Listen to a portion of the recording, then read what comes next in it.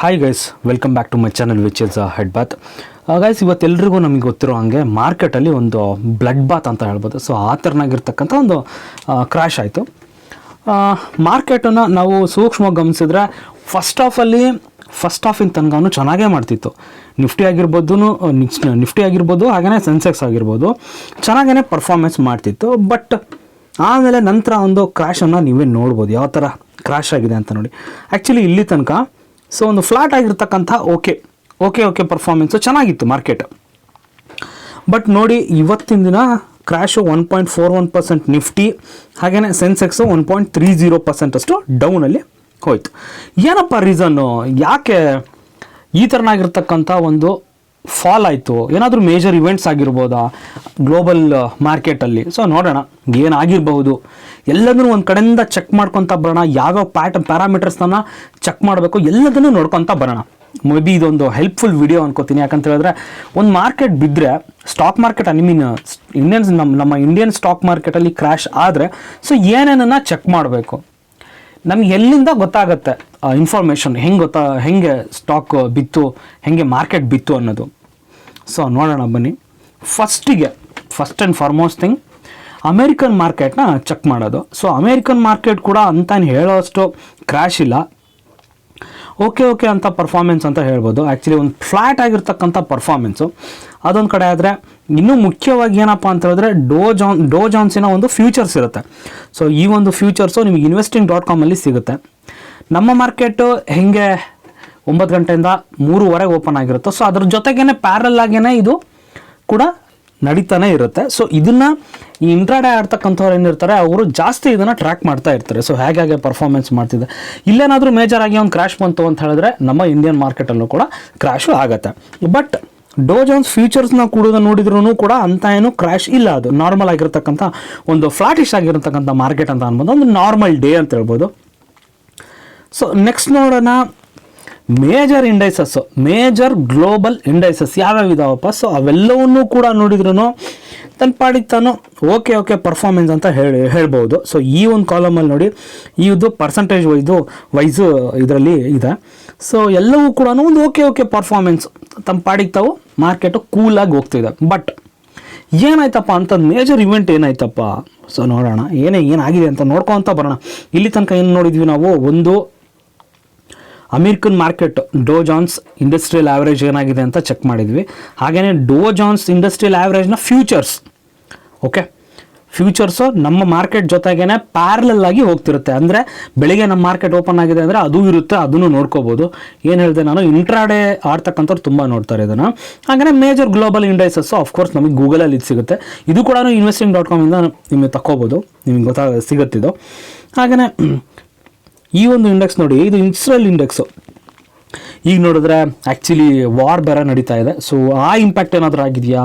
ಇಲ್ಲ ನೋಡಿ, 1.03% ಅಪ್ಪಲ್ಲಿ ಕ್ಲೋಸ್ ಆಗಿದೆ ಯಾವುದು ಇಸ್ರೇಲ್ ಮಾರ್ಕೆಟು.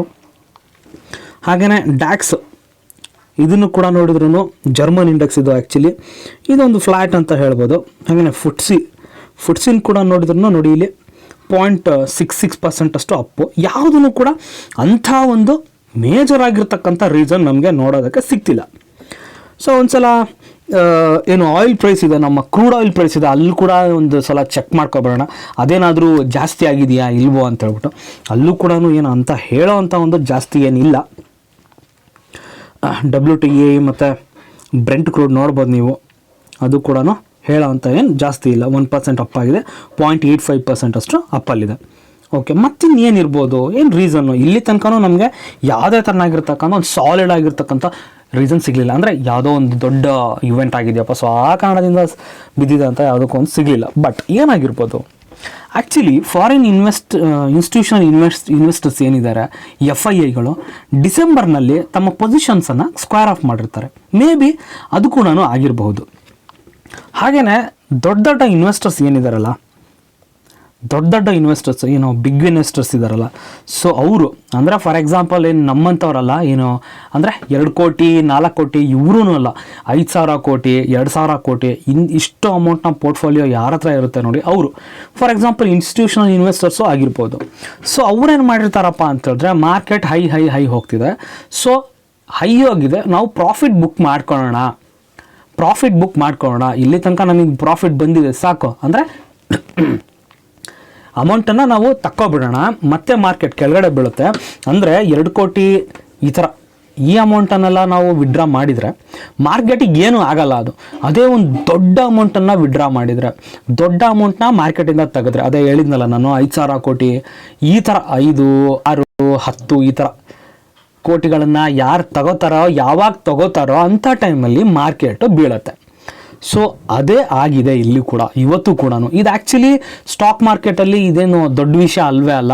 ಸೊ ಮಾರ್ಕೆಟ್ ಇದೇ ಥರ ಹೈಯರ್ ಹೈಸ್ ಮಾಡ್ತಾ ಇರುತ್ತೆ, ತಿರ್ಗಾ ಆಮೇಲೆ ಕೆಳಗಡೆ ಬರ್ತಾನೆ ಇರುತ್ತೆ. ನಮಗೆಲ್ರಿಗೂ ಗೊತ್ತಿರೋ ಹಾಗೆ ಕೋವಿಡ್ ಟೈಮಲ್ಲೇ ಹತ್ರ 40% ಅಷ್ಟು ನಿಫ್ಟಿ ಇಂಡೆಕ್ಸ್, ನಮ್ಮ ಇಂಡಿಯನ್ ನಿಫ್ಟಿ ಇಂಡೆಕ್ಸ್ ಏನಿದೆ 40% ಕ್ರಾಶ್ ಆಗಿತ್ತು. ಅಂದರೆ ಒಂದೇ ದಿನ ಅಲ್ಲ, ಆ ಒಂದು ಟೈಮಲ್ಲಿ, ಆ ಕೋವಿಡ್ ಟೈಮಲ್ಲಿ. ಸೊ ಆ ಥರ ಈಗ ಹೆಂಗೆ ದಿನೇ ಹೊಸ ಹೈಸ್ನ ಮಾಡ್ತಾ ಹೋಗುತ್ತೋ, ಸೊ ಈ ಥರ ಸ್ಟೆಪ್ ಬೈ ಸ್ಟೆಪ್ಪು ಕೆಳಗಡೆ ಬರ್ತಾ ಇರುತ್ತೆ ಮಾರ್ಕೆಟು. ಏನಾಗುತ್ತಪ್ಪ ಇವಾಗ ಅಂತ ಹೇಳಿದ್ರೆ, ಇಷ್ಟು ದಿನ ಕೆಲವೊಂದು ದಿನಗಳ ಹಿಂದೆ ಇಲ್ಲಿ ತನಕ ಹೈಯರ್ ಹೈಸ್ನ ಮಾಡ್ತಿತ್ತು. ಸೊ ಏನು ಮಾಡ್ಬಿಡ್ತಾರೆ, ವಾವ್ ಸ್ಟಾಕ್ಗಳು ಹಂಗೆ ಪರ್ಫಾರ್ಮೆನ್ಸ್ ಮಾಡ್ತಿದೆ ಹಿಂಗಂತ ಹೇಳ್ಬಿಟ್ಟು ಹೊಸ ಇನ್ವೆಸ್ಟರ್ಸು ಬರ್ತಾರೆ ಮಾರ್ಕೆಟಿಗೆ. ಬಟ್ ಇವತ್ತೊಂದು ಏನು ಇವೆಂಟ್ ನಡೀತಲ್ಲ, ಒಂದು 1.5% ಅಷ್ಟು ಕ್ರ್ಯಾಶ್ ನಿಫ್ಟಿ. ಸೊ ಇಲ್ಲೇನಾಗುತ್ತೆ, ಇದನ್ನು ಸಸ್ಟೈನ್ ಮಾಡ್ತಕ್ಕಂಥ ಒಂದು ಕ್ಯಾಪಬಿಲಿಟಿ ಬರಬೇಕು, ಅಂದರೆ ಮಾತ್ರ ಮಾರ್ಕೆಟಲ್ಲಿ ಇರ್ರಿ. ಒಂದೇ ರಾತ್ರಿ ಏನು ಅದ್ಭುತ ನಡೆದು ಬಿಡಲ್ಲ, ಒಂದೇ ರಾತ್ರಿ ಯಾರೂ ಶ್ರೀಮಂತರಾಗಲ್ಲ.